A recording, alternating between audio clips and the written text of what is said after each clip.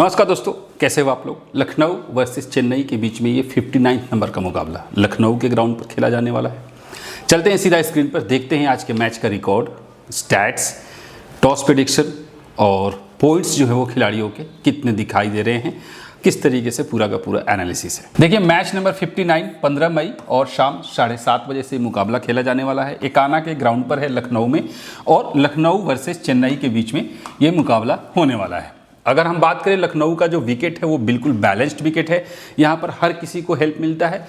Black soil की मिट्टी है, तो किस तरीके से बिहेव करेगा, आज कौन सी पिच पे मैच होगा ये भी हमें देखना होगा। वो हमें टॉस के टाइम पर पता चलेगा। डिस्क्रिप्शन बॉक्स और पिन कमेंट में लिंक दिया हुआ है टेलीग्राम पर, जहाँ पर सारे अपडेट्स जो है वो मैं आप लोगों को भेजूँगा और भेजता हूँ, चाहे वो CBC की कॉम्बोज हो या फिर बेस्ट प्लेयर हो, हर एक पॉइंट, ठीक है। तो टेलीग्राम पे जुड़ जाइएगा।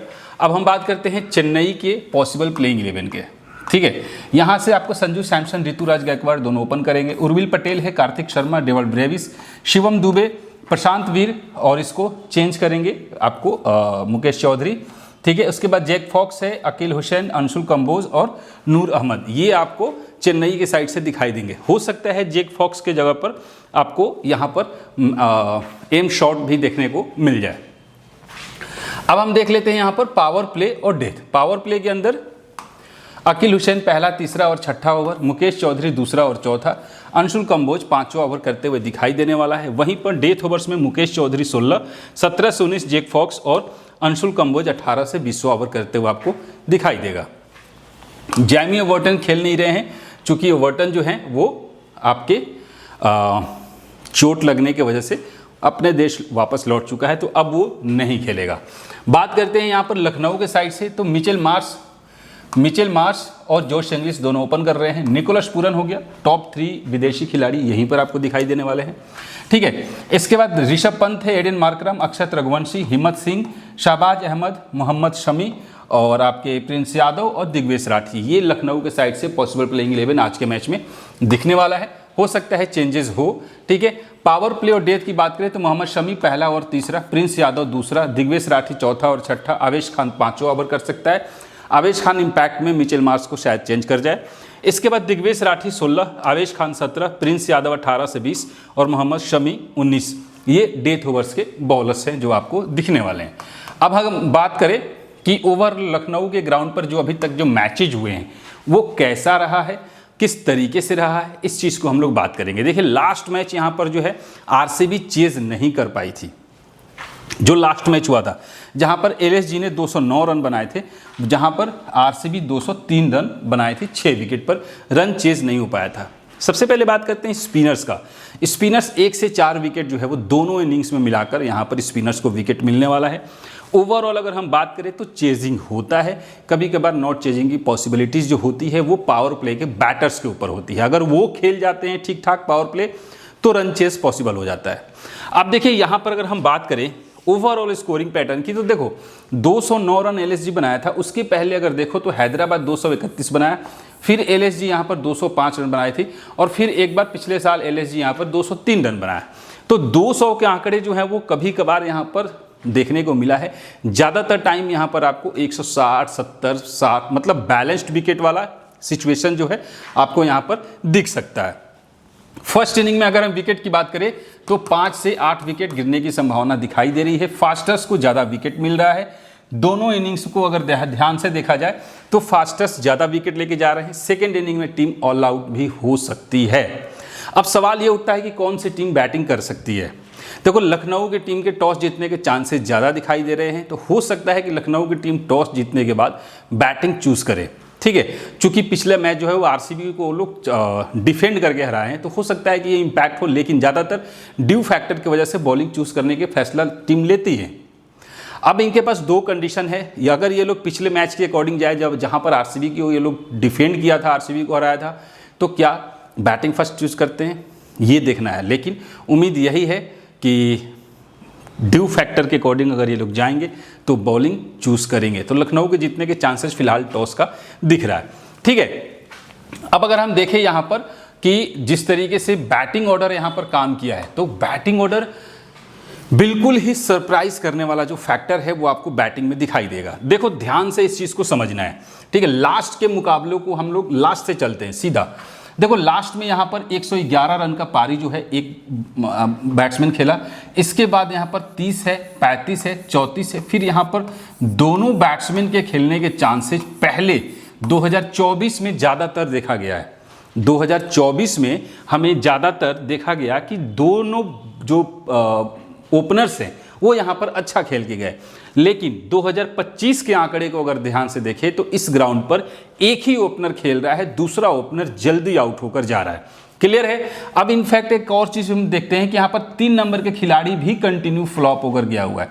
तो यहाँ पर खेल कौन रहा है? खेल रहा है 5 और 6 नंबर के जो बल्लेबाज है, एवरेज यहाँ पर परफॉर्मेंस करके दे रहे हैं। यानी कि हमें सिंपली ये रोटेशन वाला टीम होगा। अगर आप रोटेशन कर सकते हो, ठीक है, पैटर्न पर टीम बना सकते हो, तो ये पैटर्न आपके सामने दिख रहा है। एक और चीज़ है, एक भाई ने कमेंट किया था कि पैटर्न पर टीम बनाने में थोड़ी सी कंफ्यूजन होती है कि क्या है कैसे। देखो पैटर्न के ऊपर वीडियो ऑलरेडी मैंने बना दिया है और पैटर्न के अकॉर्डिंग ही जो है मैं आपको वेबसाइट पे टीम की कॉम्बिनेशंस भेजता हूँ। अब दिक्कत सिर्फ इतनी होती है कि इतने ना चेंजेस हो रहे हैं इस आईपीएल में। मैं देख रहा हूं कि हर मैच में चेंजेस है, हर टीम में चेंजेस है। लास्ट मोमेंट पे आपके पास मात्र 15 से 20 मिनट बचता है, वहां पे ये भी देखना है कि प्लेयर्स के कॉम्बिनेशन को देखना है, ये देखना है कि बैटिंग ऑर्डर चेंज हो रहा है नहीं हो रहा है। दूसरा प्लेयर्स का जो परफॉर्मेंस है वो भी देखना है कि कौन से प्लेयर जो नया आया हुआ है, ठीक है, उसके रिकॉर्ड्स पिछले मैच का हम देख लेते हैं, हमारे पास डेटा है, लेकिन उसके बावजूद भी मुझे खास तौर से पॉइंट्स निकालना होता है तो थोड़ा सा उसमें वक्त लगता है और यही चीज़ बहुत बड़ा कन्फ्यूजन वाला कारण बन रहा है इस बार के आईपीएल में। ठीक है, तो पैटर्न के अकॉर्डिंग अगर आप टीम बना लेते हो तो बहुत बढ़िया है, नहीं तो वेबसाइट पे आपको वहाँ पर मिलेगा। सब्सक्रिप्शन है, लेकिन चूंकि मेहनत कर रहे हैं इसलिए सब्सक्रिप्शन चार्ज रखा गया है, वो भी ज़्यादा नहीं है आप लोगों के लिए, आप लोग समझ रहे हो। तो देखो अगर हम बात करें कि अगर हम पिछले साल के पैटर्न के अकॉर्डिंग बात करें तो दोनों ओपनर अगर चल रहे हैं, दोनों ओपनर अगर खेल रहे हैं, तो मान के चलो कि अगर फर्स्ट इनिंग में बैटिंग करती है लखनऊ की टीम तो जॉश इंग्लिश और मिचेल मार्श ये दोनों अच्छा खेलेंगे। और अगर ये दोनों अच्छा खेल जाते हैं तो ध्यान से देखना जो मैं समझा रहा हूं कि अगर दोनों टॉप ऑर्डर के बल्लेबाज अच्छे खेले हैं, जब भी खेले तो 3 नंबर का बल्लेबाज जो है वो ज्यादातर टाइम यहां पर आउट होकर गया है। ठीक है, लेकिन कई बार ऐसा होता है कि अगर दोनों ओपनर में से एक ओपनर जल्दी आउट होकर जाता है, जल्दी का मतलब जल्दी, तो उस केस में 3 नंबर का जो बल्लेबाज है वो यहां पर आपको कभी कभार परफॉर्मेंस करके जाते हुए दिखाई देता है। ठीक है, तो अगर आप जॉश इंग्लिश और मिचेल मार्श इन दोनों को लेके जा रहे हो उस केस में पूरन आपके लिए इंपॉर्टेंट नहीं बनेगा, फिर आपके लिए इंपॉर्टेंट बनेगा ऋषभ पंत या एडन मार्करम। यहां से आपको किसी एक बल्लेबाज को पिक करना होगा, चूंकि आप देख लो कि अगर 5 नंबर का बल्लेबाज चल रहा है तो 4 नंबर का बल्लेबाज नहीं चल रहा है, फिर 4 नंबर का चला तो 5 नंबर नहीं चला, ये एवरेज इसको मान लो, बाकी कंडीशन आपके सामने दिख रहा है। यानी कि जो रोटेशन होगा वो 4 और 5 नंबर के खिलाड़ियों में से किसी एक के ऊपर आपका हो सकता है। क्लियर है, कोई दिक्कत नहीं है। अब समझते हैं कि सपोज करो कि सपोज क्या यहां पर देख लो, अगर चेन्नई की टीम बैटिंग करती है तो सेम सिचुएशन होगा, संजू सैमसन, ऋतुराज गायकवाड़ अगर ये दोनों अच्छा खेलते हैं फिर उर्विल पटेल को मौका नहीं मिलेगा, फिर कार्तिक शर्मा या डेवल ब्रेविस, इन दोनों में से एक अच्छा खेल के जाएंगे। सेम कंडीशन अब अगर हम 2025 के आंकड़े को लेकर चले जहां पर एक ओपनर अच्छा खेल रहा है तो दैट मींस कि संजू सैमसन, ऋतुराज गायकवाड़, तो हम संजू सैमसन को पिक करेंगे क्योंकि फर्स्ट बैट में उसका रिकॉर्ड अच्छा रहता है। ठीक है, दूसरा यहां से हम लोग जॉश इंग्लिश, मिचेल मार्श में जॉश इंग्लिश को पिक करेंगे, मिचेल मार्श को सेकंड में पिक कर सकते हैं। ठीक है, तो ये जो पैटर्न है आपको यही पैटर्न पर चलना है। क्लियर है, पैटर्न ही घूम फिर कर वापस आएगा। अब अगर हम देखें सेकेंड इनिंग की बैटिंग ऑर्डर, तो सेकेंड इनिंग में क्या हो रहा है, ज्यादातर टाइम ओपनर्स चल रहे हैं नहीं चल रहे हैं। अगर हम 2025 के आंकड़े को देखो तो लास्ट मैच में यहाँ पर ओपनर्स नहीं चले, उसके पहले एक ओपनर चला, ठीक है, उसके पहले एक ओपनर चला, फिर उसके बाद जो 8 नंबर जो यहाँ पे इससे पहले जो मैच हुआ यहाँ पर दोनों ओपनर जल्दी आउट होकर गए। फिर यहाँ पर एक बार ऐसा हुआ है जब दोनों ही ओपनर बहुत बढ़िया खेल के गए, नहीं तो बाकी के टाइम पर एक ही ओपनर चल रहा है। सिंपली लॉजिक है। अब अगर हम सेकेंड इनिंग में जाते हैं तो संजू सैमसन और गायकवाड़, तो फिर मैं पहले पिक करूंगा गायकवाड़ को, फिर रोटेशन में संजू सैमसन को लेके जाऊंगा अगर टीम सेकंड में बैटिंग करती है। अगर यहां पर देखा जाए तो फिर पहले मैं मिचेल मार्श के साथ जाऊंगा, फिर जॉश इंग्लिश के साथ जाऊंगा। क्लियर है? लेकिन सेकेंड इनिंग में एक चीज है जो कि बार बार हमें देखने को मिला है कि 3 और 4 नंबर के जो बल्लेबाज हैं एवरेज टाइम पर अच्छा परफॉर्मेंस करके गए सेकेंड इनिंग में। यानी कि सेकेंड इनिंग में बैटिंग करने वाले बल्लेबाज में से टॉप 4 में से कम 3 बल्लेबाज को हमें पिक करना होगा, याद रखिएगा। ठीक है, अब देखो 53, 43, 67, 46, 61, 28, 57, 34, 35, 47, ठीक है, यहाँ पर 60, 21 है, यहाँ पर 34 है, 61 है। तो आप देख लो ज़्यादातर जो भीड़ है वो कहाँ दिखाई दे रहा है, 3 और 4 नंबर के खिलाड़ी। तो उस केस में सेकेंड इनिंग में उर्विल पटेल भी इंपॉर्टेंट हो सकता है, कार्तिक शर्मा भी इंपॉर्टेंट होगा, यहाँ से निकोलस पूरन भी होगा और ऋषभ पंत भी इंपॉर्टेंट होगा। लास्ट मोमेंट पे आके शिवम दुबे हो, डिवल ब्रेविस हो या फिर अक्षत हो, शहबाज अहमद हो, ये जो खिलाड़ी हैं आपको फिनिशर के तौर पे दिखाई देंगे। ठीक है, तो सेकेंड इनिंग का इंपैक्ट आपके सामने दिख रहा है, सेकेंड इनिंग का पैटर्न आपके सामने दिख रहा है। अब हम लोग देख लेते हैं कि बॉलर्स का क्या सीन है। अगर बॉलर्स को देखा जाए तो क्या यहां पर फास्टर्स को हेल्प है या स्पिनर को हेल्प है। लेग स्पिनर को अगर हम ध्यान से देखें तो देखो एक विकेट, इसके बाद एक विकेट, बाकी के टाइम पर विकेट नहीं मिला है लेग स्पिनर को। Left arm orthodox Shahbaz Ahmed जैसे खिलाड़ी, अकील हुसैन जैसे खिलाड़ी जो हैं उनको एक विकेट मिलने के चांसेज है। नूर अहमद जैसे खिलाड़ी को भी यहाँ पर कभी कभार ही विकेट मिला है। तो विकेट किससे मिल रहा है? फास्ट बॉलर्स को। लास्ट मैच को छोड़ दिया जाए तो उसके पहले 5 wicket, 2 wicket, 2 wicket, 4 wicket, 3 wicket, 3 wicket, फिर यहाँ पर देखो 4 विकेट, ठीक है, फिर 2 विकेट, फिर 5 विकेट, फिर 3 विकेट। देख लो 5-5 विकेट, 4-4 विकेट भी यहाँ पर फास्ट बॉलर्स जो हैं वो लेके जा रहे हैं। दैट मीन्स कि इस ग्राउंड पर पार्टिकुलरली फर्स्ट इनिंग में फास्टर्स ज़्यादा हावी रह रहे हैं और 4 से 5 विकेट भी लेके जा रहे हैं। कैप्टन वाइस कैप्टन बनने के लायक भी हो सकते हैं। अब उसमें यहां से मोहम्मद शमी, प्रिंस यादव और आपके आवेश खान है और यहां से मुकेश चौधरी, अंशुल कंबोज या जैक फॉक्स जैसे खिलाड़ी आपको देखने को मिल सकते हैं। अब हम देख लेते हैं सेकेंड इनिंग का। अगर सेकेंड इनिंग को देखा जाए तो क्या हो रहा है, सेकेंड इनिंग में थोड़ा सा यहां पर कम हो रहा है। सेकेंड इनिंग में कोई फास्ट बॉलर्स को आपको कैप्टन वाइस कैप्टन नहीं बनाना है। इनफैक्ट स्पिनर्स आपको रोटेशन करना है, ना ही स्पिनर्स को वाइस कैप्टन बनाना है, ना ही फास्ट बॉलर्स को बनाना है। चूंकि सेकेंड इनिंग में ज्यादातर 3 विकेट है या फिर 2 विकेट है, 2 विकेट 3 विकेट, 2 विकेट 3 विकेट, ठीक है। आप देख लो 4 विकेट का रेशियो सेकेंड इनिंग में नहीं है। यानी कि कैप्टन वाइस कैप्टन की अगर हम बात करें, अगर सिर्फ बॉलर्स की बात करते हैं तो फर्स्ट इनिंग में इंपॉर्टेंट होगा। क्लियर है? सेकेंड इनिंग में बॉलर्स को रखिए, लेकिन फास्ट बॉलर्स 2 से 3 विकेट लेके जा रहे हैं। लेकिन सेकेंड इनिंग में एक चीज है कि आपको एक स्पिनर्स को भी अपने टीम में शामिल करना पड़ेगा। ठीक है, क्लियर है? यानी एक फास्टर या 2 फास्टर, एक स्पिनर, एक फास्टर एक स्पिनर, ये कॉम्बो आप लेके जा सकते हो सेकेंड इनिंग में। अब हम देख लेते हैं कि यहां पर एलएसजी के साइड से अगर देखा जाए तो लास्ट मुकाबले में क्या हुआ। देखिए मिचेल मार्श की बात करें तो उससे पहले वो 2 मैच में बहुत अच्छी पारी खेलकर गया था। एक में 44, एक में 111 और वो भी दोनों फर्स्ट इनिंग में। लेकिन फर्स्ट इनिंग में फिर 10 रन पर आउट होकर गया। उसके पहले फिर फर्स्ट इनिंग में 35, 40, फिर सेकेंड इनिंग में 40 और 55। तो ये मिश्रित है, मतलब कि दोनों इनिंग्स में परफॉर्मेंस इसके आ रहे हैं। अब इस मुकाबले में बूम और बस्ट वाला खिलाड़ी होगा, याद रखिएगा। बूम और बस्ट वाला खिलाड़ी पावर प्ले में जल्दी आउट हो सकता है, नहीं तो फिर अच्छी पारी खेलेगा, 40-50 रन की पारी तो ये खेल सकता है। जोश इंग्लिश लास्ट मैच में 85 की पारी खेला है, रिस्की पिक हो सकता है आज के मैच के लिए। अब यहां पर जो खिलाड़ी है वो होगा ऋषभ पंत और एडन मार्करम। इन दोनों में से कोई एक जो खिलाड़ी होगा वो बहुत अच्छा परफॉर्मेंस करके जा सकता है।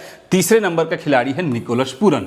अब देखिएगा कि अगर आप मिचेल मार्श और जोश इंग्लिश दोनों में से एक को हटा रहे हो तो फिर निकोलस पूरन इंपॉर्टेंट होगा, ये बात याद रखिएगा। और उसके बाद ऋषभ पंत और मार्करम में से एक खिलाड़ी जो होगा वो इंपॉर्टेंट यहां पर रोल निभा सकता है।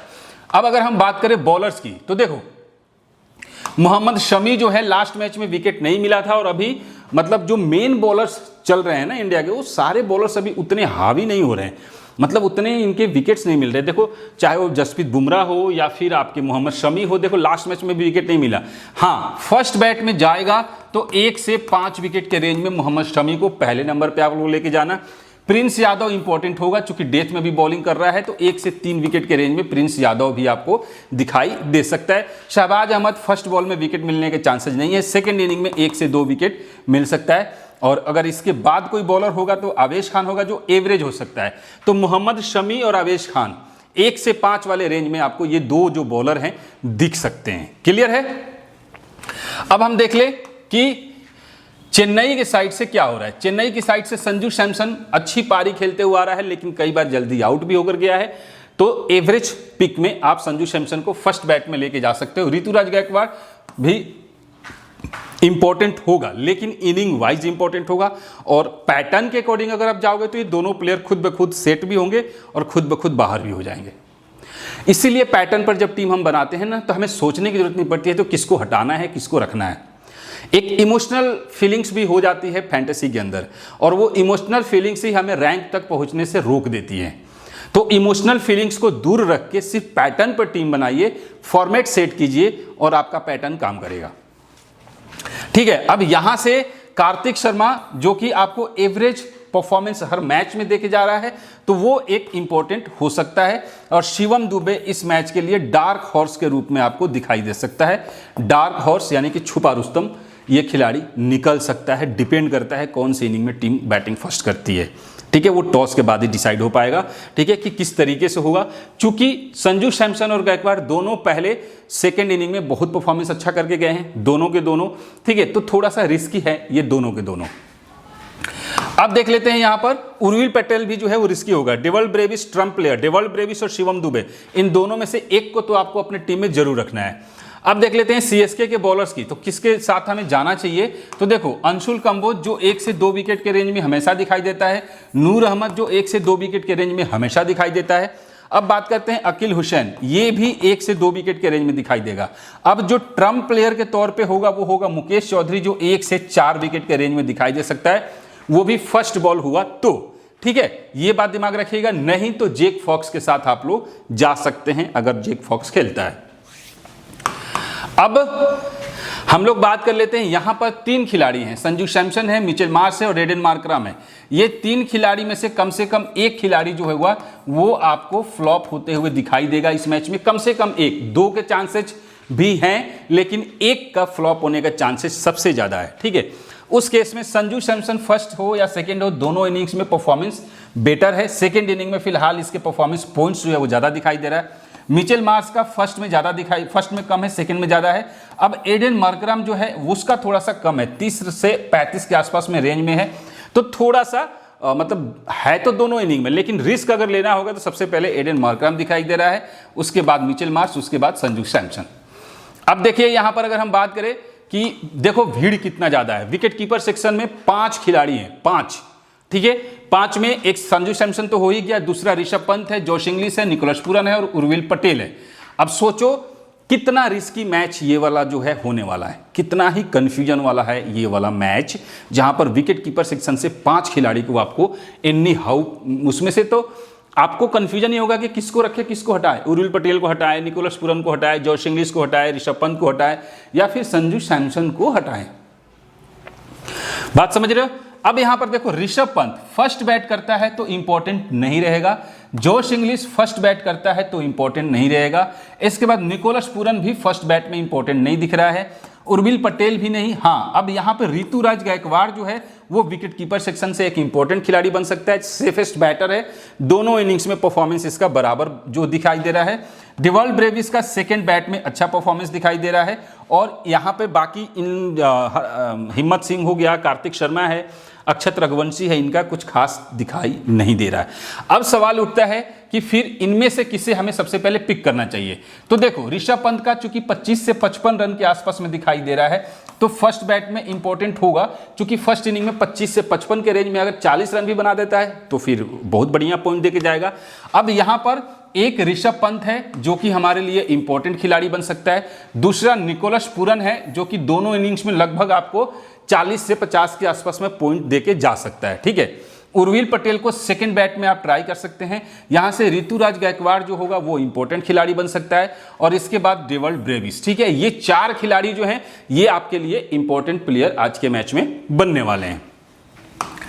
अब हम लोग देख लेते हैं ऑलराउंडर सेक्शन। ऑलराउंडर सेक्शन में मैंने मैथ्यू शॉर्ट को लिया है, जेक फॉक्स को यहाँ पे लेना चाहिए। हालांकि उसका पॉइंट जो है वो मैं टेलीग्राम पर आपको भेज दूंगा और वेबसाइट पर भी आपको मिल जाएगा।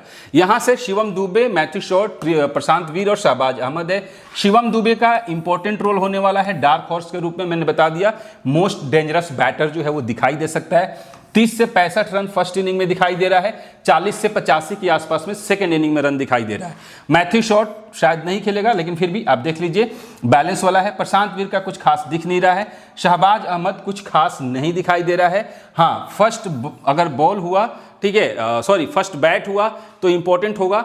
क्यों इंपॉर्टेंट होगा? क्योंकि फर्स्ट बैट करेगा तो सेकंड में बॉल करेगा, और सेकंड में लेफ्ट आर्म ऑर्थोडॉक्स को ज्यादा विकेट मिल रहा है, मतलब 1 से 2 विकेट मिल जा रहा है। उस केस में शहबाज अहमद जो है वो इंपॉर्टेंट हो जाएगा। तो यहां से दो जो प्लेयर हैं, एक शिवम दुबे और दूसरा शहबाज अहमद, इन दोनों प्लेयर जो हैं वो दोनों के दोनों इंपॉर्टेंट होंगे, इस मुकाबले में आपको देखने को मिल सकते हैं। अब हम बात करें बॉलिंग सेक्शन से, अंशुल कंबोज, मोहम्मद शमी, प्रिंस यादव, अकील हुसैन, अवेश खान, नूर अहमद, दिग्वेश राठी और मुकेश चौधरी। अब यहां से अगर हम बात करें, अंशुल कंबोज 1 से 3 विकेट है फर्स्ट रेंज में, लेकिन मोहम्मद शमी जो है वो फर्स्ट बॉल में 2 से 4 विकेट है, तो मोहम्मद शमी फर्स्ट बॉल में इंपॉर्टेंट होने वाला है।